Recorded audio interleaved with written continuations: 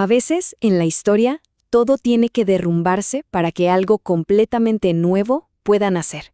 Y esa es, precisamente, la historia de la Revolución Rusa.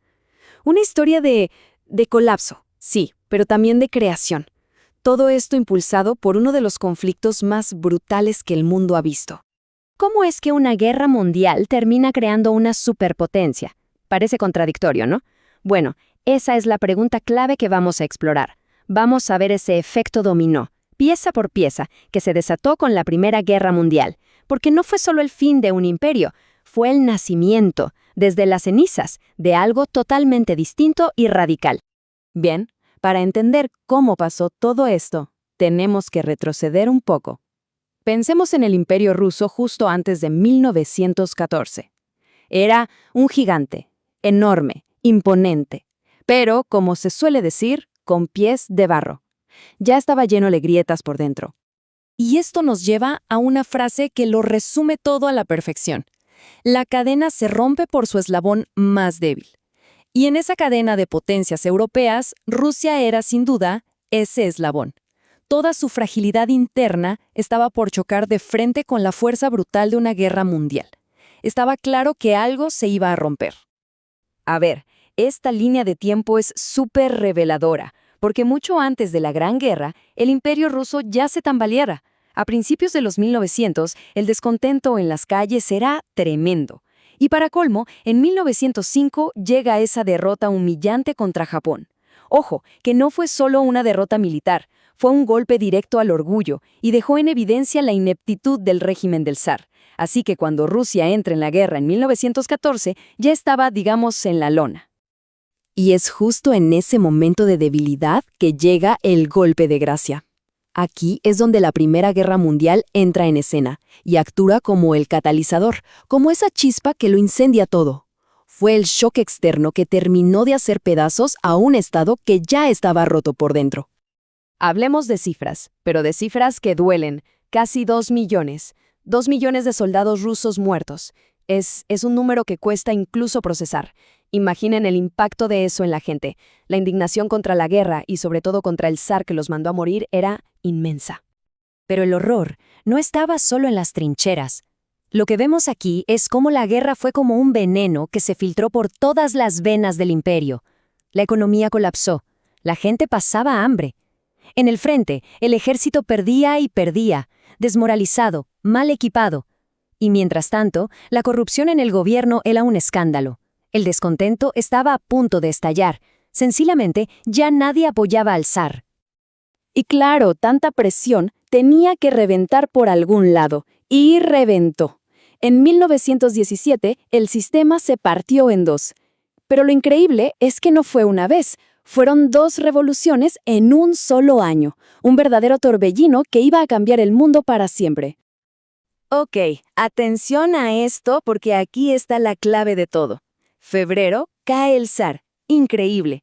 Pero el nuevo gobierno comete un error garrafal. Decide seguir en la guerra. Y esa decisión le abrió la puerta de par en par a un grupo mucho más radical, los bolcheviques. Liderados por Lenin, llegaron en octubre con una promesa simple y directa. Nosotros sí los sacamos de la guerra, ya. Entonces, después de la caída del zar, Rusia quedó en una situación rarísima, conocida como el poder dual. Imaginen esto. Por un lado, tenías el gobierno oficial, el que se suponía que mandaba. Pero por otro, estaban los soviets, consejos de obreros y soldados, que tenían el poder real en las calles, en las fábricas. 2 cabezas pensando y chocando todo el tiempo. Era una bomba de tiempo.